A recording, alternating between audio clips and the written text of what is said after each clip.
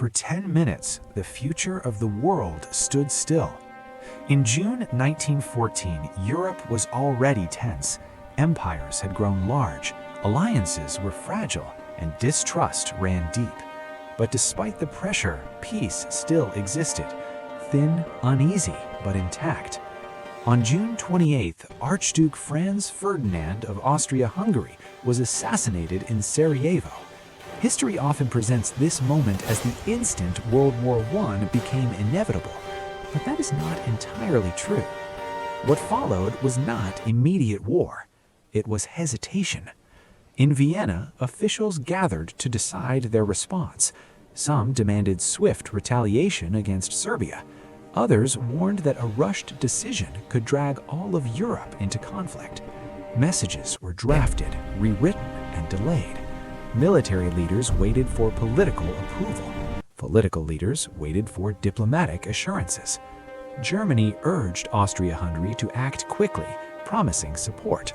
Russia quietly prepared to defend Serbia. France observed, cautious but committed to its alliance. Britain hesitated, hoping diplomacy might still prevail. And then something unusual happened. For nearly 10 minutes, no one moved forward. Orders sat unsigned. Mobilization was discussed but not executed. Diplomats argued that punishment did not have to mean war. There was still a narrow path back to stability.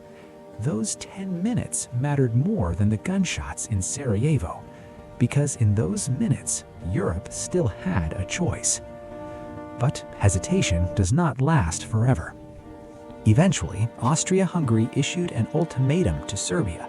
When Serbia's response failed to satisfy every demand, the decision was made. Mobilization began. Once one nation moved, others followed.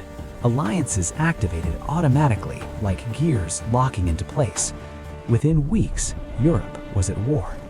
4 years later, over 16 million people were dead. Empires had collapsed, and the world was permanently changed. History often turns not on action, but on delay. Sometimes the most important moment is not when something happens, but when it almost doesn't.